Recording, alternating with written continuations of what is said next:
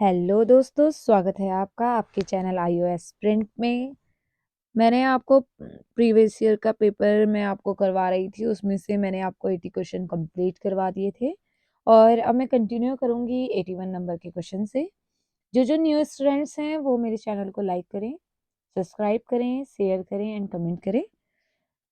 और अब चलते हैं हम अपने 81 नंबर के क्वेश्चन में। तो अच्छे से पढ़िएगा, कैसे क्वेश्चन पेपर आता है वो आपको पता चल ही रहा होगा। जो नए हैं वो प्रीवियस ईयर की वीडियो, प्रीवियस ईयर में जो भी मैंने पेपर डाला है प्रीवियस ईयर का वो चेक कर सकते हैं पिछली वीडियो में। चलते हैं नेक्स्ट क्वेश्चन में कि उत्तराखंड में जो अट्ठा बट्टा है वो क्या है। तो ये ऑप्शन है सामाजिक विश्वास है, या विवाह व्यवस्था है, या संस्कार है, या धार्मिक उत्सव है। तो इसका आंसर क्या होगा आप बताएंगे। तो इसका आंसर है हमारा ये एक विवाह व्यवस्था है। प्राचीन काल में ये चलती थी अट्टा बट्टा नाम से। उत्तराखंड के किस मेले में मछली मारने की परंपरा है। तो हमारा जो मौड़ मेला है उत्तराखंड का, उसमें क्या है कि मछली मारने की परंपरा है। ये बेसिकली जौनसार क्षेत्र में ये परंपरा है और इसे मनाया भी जौनसार के क्षेत्रों में मनाया जाता है। 27-28 जून को ये मनाया जाता है। मौन का क्या अर्थ है, अगर मौन की बात करते हैं तो मौन का अर्थ है हमारा तिमुर के जो छिलके होते हैं उन्हें कूट कर तैयार किया जाता है। ठीक है, और उससे एक पदार्थ होता है जिसे मादक प्रभाव से मछलियां उस टाइम कुछ टाइम के लिए क्या हो जाती है, बेहोश हो जाती हैं। जौनसार में इसका आयोजन मसूरी जमुनोत्री मार्ग पर अलगाड़ नदी जो है वहां पे पुल के पास बंदरकोट के पास पटालू ताल में किया जाता है। कहाँ पे, पटालू ताल में। इतना आपको समझ में आया होगा। चौफला, अब चौफला की मैं बात कर रही हूँ। चौफला क्या है, जो चौफला है वो है नृत्य। इसमें क्या है कि ये एक प्रकार का जो नृत्य है, ये गढ़वाल में क्या होता है, जो स्त्री पुरुष होते हैं वो क्या करते हैं, अलग अलग टोली बनाएंगे और क्या करेंगे, हमारे क्या करेंगे, नृत्य करेंगे। कैसा के नृत्य, भाव प्रधान होगा, श्रृंगार भाव प्रधान ये नृत्य होगा। कैसा नृत्य, श्रृंगार भाव प्रधान पूछा जाता है। एक मान्यता है कि जो हमारे शिव भगवान जी हैं, तो जो शिव भगवान जी हैं उन्होंने पार्वती जी को प्रश्न करने के लिए ये डांस किया था। और सबसे एक इम्पॉर्टेंट बात कि इसमें कोई भी वाद्य यंत्र का प्रयोग नहीं होता है। ठीक है, वाद्य यंत्र का प्रयोग नहीं होता। और इसमें क्या है कि हाथों, मतलब इसमें क्या होगा, हाथों की ताली का यूज होगा, पैरों की थाप का यूज होगा, झांझ की झंकार का यूज होगा, कंगन व पाजेब की सुमधुर जो मधुर ध्वनियां हैं उसका इसमें प्रयोग किया जाता है। इस नृत्य में पुरुष नर्तकों को हम बोलते हैं चौफुला। ठीक है, ये पुरुष को, और महिलाओं को बोलेंगे चौफलो। ठीक है, तो ये ध्यान रखने योग्य चीज है। समझ में आ गया। आगे चलते हैं नेक्स्ट क्वेश्चन में। उत्तरकाशी का प्राचीन नाम। अब उत्तरकाशी का प्राचीन नाम की बात कर रहे हैं हम कि क्या है उत्तरकाशी का प्राचीन नाम। उत्तरकाशी का जो प्राचीन नाम है वो है बाराहाट। कहीं कहीं पे लोग बाड़ाहाट लिखते हैं, बहुत सारी चीजें हैं। अब बाड़ाहाट या बाराहाट, पुराणों में हमने क्या कहा इसे, पुराणों में हमने सौम्य काशी कहा। ठीक है, ये भी पूछा जाता है। और अगर पूछा जाए कि बाराहाट कहाँ पे कहा गया, तो केदार खंड एवं पुराणों में बाराहाट कहा गया। केदार खंड किसमें, पुराणों में। इतना आया समझ में। यहाँ पे एक विश्वनाथ जी का मंदिर भी है। ठीक है, इसलिए इसमें उत्तरकाशी को विश्वनाथ की नगरी भी कहते थे। और यहाँ पे बोलते हैं कि हमारे जो शंकर भगवान है उनका निवास स्थान है यहाँ पर। ठीक है, विश्वनाथ के मंदिर के कारण ही इसका नाम हमने उत्तरकाशी रखा। ये उत्तरकाशी धरासू से, यहाँ पे देखो लिखा है 18 मील दूर गंगोत्री के मार्ग पर स्थित प्राचीन तीर्थ है। जाइएगा, बहुत अच्छा तीर्थ है। गढ़वाल रेजिमेंट की बात करते हैं। गढ़वाल रेजिमेंट का मुख्यालय कहाँ है? तो लेंसेडाउन में है। ठीक है, लेंसेडाउन कहाँ पर पड़ेगा? हमारा पौड़ी में पड़ेगा। बहुत खूबसूरत पहाड़ी है लेंसेडाउन, एक हिल स्टेशन है जो कि 1887 में क्या किया गया था? बनाया गया था। ठीक है, उस टाइम पे viceroy of India Lord Lansdowne के नाम पर इसे रखा गया। इसका वैसे वास्तविक नाम कालू का डांडा है। यह पूरा क्षेत्र सेना के अधीन है और गढ़वाल राइफल्स का गढ़ भी है। और आपने सुना भी होगा, अभी भी इसके लैंसडाउन का नाम कालू का डांडा से करंट में वर्तमान में ऐसे प्रश्न चल रहे हैं, तो ये भी ध्यान रखने योग्य है। आगे चलते हैं। कार्तिकेय पूर्व वंश का संस्थापक कौन था? कार्तिकेय पूर्व वंश का संस्थापक की बात करते हैं। कार्तिकेय पूर्व वंश का संस्थापक था कल्याण राजदेव। ठीक है, मध्ययुगीन राजवंश है ये। और कहते हैं कि जो अयोध्या के शांतिवाहन शासक के वंशज थे, इसलिए ये सूर्यवंशी थे। ठीक है, और इसका अगर हम बात करें कि वास्तविक संस्थापक कौन था, तो बसंत देव था। ठीक है, नेक्स्ट क्वेश्चन में चलते हैं। 1869 में स्थापित कुमाऊं गवर्नमेंट गार्डन का प्रथम अधीक्षक था। कौन था? तो हमारे नॉर्मल गिल थे। कुमाऊं रेजिमेंट गार्डन का प्रथम अधीक्षक कौन था? Norman Gill. Kumaon government modern की स्थापना बात करते हैं 1906 ईस्वी में हुई थी, जबकि चौबटिया की स्थापना 1869 में हुई थी। कुमाऊं गवर्नमेंट गार्डन 1906, ठीक है, और चौबटिया उद्यान 1869 उनहत्तर 1869। ठीक है, तो इतना आपको समझ में आया होगा। आगे चलते हैं। उत्तराखंड के पर्वतीय भाग में ग्रामीण जनसंख्या की आजीविका का प्रमुख स्रोत क्या है? देखो, अगर उत्तराखंड की बात कर रहे हैं, पर्वतीय भाग की बात कर रहे हैं, तो यहाँ पे ज़्यादा खेती होती है या पशुपालन दिखेगा आपको। तो ये इसका आंसर आपका सीधा सा मार लोगे, कृषि एवं पशुपालन क्या है? हमारा आजीविका का स्रोत है। आगे चलते हैं। आगे है कि बजाज ऑटो ने एक भारतीय नौसैनिक पोत की धातु से मोटरसाइकिल बनाई। उस पोत का नाम क्या है? तो जो उस पोत का नाम है वो है INS विक्रांत। और ये जो पोत है वो सेवानिर्मित युद्ध पोत है, प्रथम वायुयान वाहक पोत है। इस पोत को 1957 में ब्रिटेन से खरीदा गया। तब तक इसे HMS हरक्यूलिस के नाम से जाना जाता था। 1961 में इसे भारतीय नौसेना में शामिल किया गया। 31 जनवरी 1997 से काम से हटा लिया गया।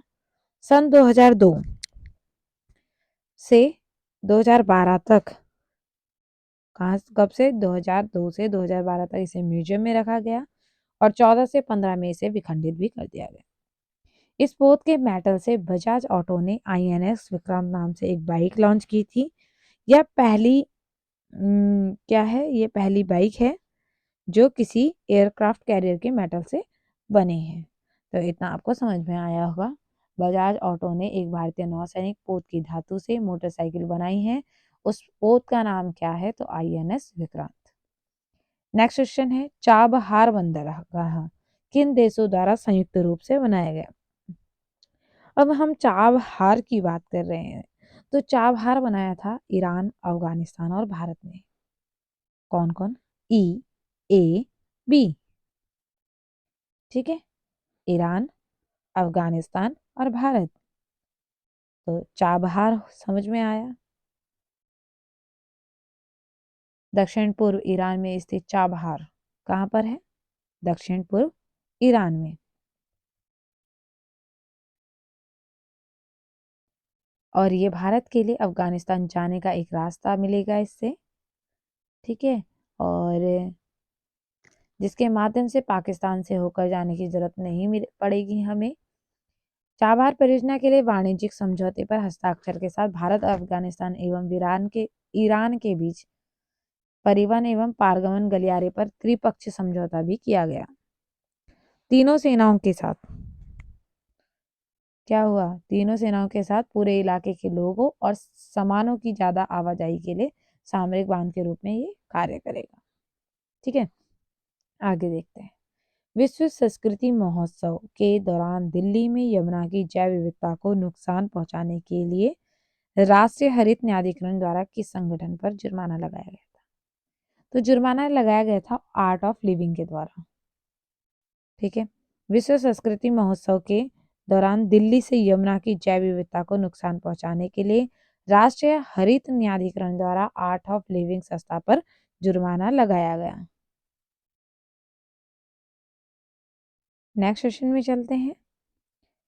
विश्व संस्कृति महोत्सव के दौरान दिल्ली में यमुना की जैव विविधता को नुकसान पहुंचाने के लिए राष्ट्रीय हरित न्यायाधिकरण द्वारा किस संगठन पर जुर्माना लगाया गया? तो किसमें लगाया गया? आर्ट ऑफ लिविंग पर लगाया गया। ठीक है, तो आर्ट ऑफ लिविंग पर दिल्ली से यमुना की जो जैव विविधता को नुकसान पहुंचाने के लिए राष्ट्रीय हरित न्यायाधिकरण द्वारा आर्ट ऑफ लिविंग संस्था पर जुर्माना लगाया गया। नेक्स्ट क्वेश्चन है कि आईपीएल 2016 की ट्रॉफी किस टीम ने जीती थी? तो ये जीती थी राइजर्स हैदराबाद ने, सनराइजर्स हैदराबाद। ठीक है, 2016 की जो ट्रॉफी थी इनके द्वारा ये जीती गई। और अगर हम आईपीएल 2023 की बात करें तो इसमें चेन्नई सुपर किंग सीएसके को हराकर यह खिताब अपने नाम किया गया। ठीक है, किसे? सीएसके ने किसे हराया था? गुजरात को, गुजरात टाइटंस को हराकर। ठीक है, तो ये ध्यान रखना। नेक्स्ट क्वेश्चन में चलते हैं। इसरो ने क्या किया कि PSLV-C-37 के द्वारा कितने उपग्रह को कक्षा स्थापित किया गया? तो 104 को किया गया। ठीक है, और ये संचालित है PSLV, एक उपग्रह प्रमोचन वाहन है। 15 फरवरी 2017 में कुल को 104 उपग्रहों को पृथ्वी की कक्षा में स्थापित करने का एक नया विश्व कीर्तिमान स्थापित किया गया। जीव मिल्खा सिंह किस खेल से जुड़े हैं? जीव मिल्खा सिंह अगर बात कर रहे हैं तो ये जुड़े हैं गोल्फ से। भारत के पहले प्रोफेशनल गोल्फर हैं मिल्खा सिंह, जीव मिल्खा सिंह। ठीक है, और ये फ्लाइंग सिख के नाम से भी जाने वाले प्रसिद्ध भारतीय धावक मिल्खा सिंह के पुत्र हैं। ठीक है, मिल्खा सिंह के पुत्र कौन है? जीव मिल्खा सिंह है। ये गोल्फ से जुड़े हैं। उनकी माता निर्मल भारत की पहली महिला वॉलीबॉल टीम की कप्तान रह चुकी है। देखो, पूरा परिवार भाई लगे हैं काम पे। तो माता कौन हो गई? निर्मल, क्या है? वॉलीबॉल टीम की। पापा क्या हैं? धावक हैं मिल्खा सिंह जी। और पुत्र क्या है? गोल्फ।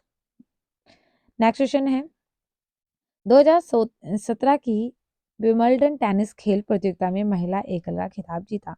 तो ये जीता है गरबाइन मुगुरुजा ने। इसने गरबाइन मुगुरुजा ने, थोड़ा अजीब सा नाम है, मुगुरुजा। और अगर हम 2023 की बात करें तो ये जीता है मार्केट वोड्रोसोवा। किसने? मार्केट वोड्रोसोवा। ठीक है, हम चले मार्केट टेनिस खरीदने। तो ये 2023 के हैं जिन्होंने जीता है। ठीक है, तो ये ध्यान रखना, मार्केट वोड्रोसोवा। नेक्स्ट क्वेश्चन में चलते हैं। किस वर्ष नीति आयोग अस्तित्व में आया था? तो किस वर्ष आया था? तो किस वर्ष की बात कर रहे हैं? तो ये आया था हमारा 1 जनवरी 2015 में। ठीक है, एक नया संस्थान है। और इससे पहले योजना आयोग था। ठीक है, योजना आयोग था और 1 जनवरी 2015 में नीति आयोग आ गया। और क्या यह संस्थान सरकार के थिंक टैंक के रूप में सेवाएं प्रदान करेगा और निर्देशात्मक और नीतिगत गतिशीलता प्रदान करेगा। आपको पता ही होगा नीति आयोग का अध्यक्ष कौन होता है? पीएम होता है। तो इस टाइम पे हमारे पीएम कौन है? तो आप जानते होंगे, फेमस हैं बहुत, नरेंद्र मोदी जी, जो कि हर बच्चे के मुंह में उनका नाम है। सभी को पता है कि हमारे पीएम कौन है? नरेंद्र मोदी जी। और उपाध्यक्ष की बात करते हैं तो सुमन बैरी जी उपाध्यक्ष हैं नीति आयोग के। और सीईओ तो सीईओ कौन है? B V B sorry BVR Subramanyam. ठीक है, तो ये हमारे नीति आयोग के सीईओ हैं। उपाध्यक्ष कौन है? उपाध्यक्ष हमारे, लिख लीजिए, सुमन बैरी हैं। सुमन बैरी। ठीक है, तो नेक्स्ट क्वेश्चन में चलते हैं। भारत का 29वां राज्य कौन सा है? 29वां राज्य कौन सा होगा? तो हमारा तेलंगाना है 29वां राज्य। आपको पता होगा, अगर तेलंगाना और आंध्र प्रदेश की बात करते हैं, इन दोनों की बात करते हैं, तो इन दोनों की बात करेंगे तो ये दोनों क्या हैं? ये 10 वर्ष तक इनकी जो राजधानी रही है, संयुक्त राजधानी रही। ठीक है, ये आपको पता होना चाहिए। और राजधानी क्या है? हैदराबाद। ठीक है, 5 सितंबर 2013 में क्या हुआ था कि मंत्री समूह द्वारा एक बिल लाया गया। 2014 को तेलंगाना को 2014 को तेलंगाना बिल लोकसभा में पास हो गया। 2 दिन बाद इसे राज्यसभा में भी मंजूरी मिल गई, राष्ट्रपति का हस्ताक्षर हुए और औपचारिक तौर में ये 29वां राज्य बन गया। ये भी ध्यान देने योग्य है। और वर्तमान में, ठीक है, ध्यान रखना, वर्तमान में कितने राज्य हैं? देखो बहुत कंफ्यूजन होता है। ठीक है, तो वर्तमान में 28 राज्य हैं, ध्यान रखना। केंद्र शासित प्रदेश, तो केंद्र शासित प्रदेश की बात हो रही है, तो केंद्र शासित प्रदेश है हमारे 8। दादर एवं नागर हवेली और दमन दीव, अब ये 2 चीज याद रखना, Dadar Nagar Haveli dot dot dot ध्यान रखना, प्लस दमन और दीव, इन्हें 26 जनवरी 2020 को 26 जनवरी 2020 2020 को संयुक्त करके एक केंद्र शासित प्रदेश बना दिया गया। ठीक है, इतना आया समझ में? ठीक है, आगे चलते हैं नेक्स्ट क्वेश्चन में। नेक्स्ट क्वेश्चन है 98 का है, पनामा पेपर्स स्कैंडल का संबंध है। तो ये किससे है संबंधित ना, ये पूछा गया है। तो ये संबंधित है हमारे बड़ी हस्तियों के घोटाले से। ठीक है, तो पनामा पेपर्स की बात करते हैं तो ये अंतर्राष्ट्रीय रूप से किया गया भ्रष्टाचार है, जिसका खुलासा लगभग 11.5 मिलियन डॉक्यूमेंट फाइल के लीक होने से हुआ। और जो ये फाइल है वो कहाँ स्थित है? ये पनामा में एक उप तटीय फोसेका लॉ फर्म से संबंधित थी। कई देशों के लोगों ने टैक्स बचाने से गैर कानूनी रूप से मदद की थी इसमें, और यहाँ पे काफी मात्रा में मनी लॉन्ड्रिंग भी हुई। इसी वजह से क्या हुआ कि पाकिस्तान के जो प्रधानमंत्री हैं, उन्होंने नवाज शरीफ को इस्तीफा भी देना पड़ा। तो पनामा पेपर समझ में आया क्या है? तो बड़ी हस्तियों के घोटाले से ये संबंधित है। आगे चलते हैं, 2005 से संबंधित क्वेश्चन है। द्वितीय प्रशासनिक सुधार आयोग किसकी अध्यक्षता में बनाया गया? ये बनाया गया था हमारे वी मोइली के टाइम पे। ठीक है, किसके टाइम पे? वी मोइली। और प्रशासनिक सुधार आयोग एक समिति है जो कि भारत के लोक प्रशासन को और अधिक कारगर बनाने के लिए सुझाव देने हेतु भारत सरकार द्वारा ये गठित की गई। प्रथम प्रशासनिक सुधार आयोग 5 जनवरी 1966 में क्या हुआ? गठित किया गया। और दूसरा प्रशासनिक सुधार आयोग 31 अगस्त को।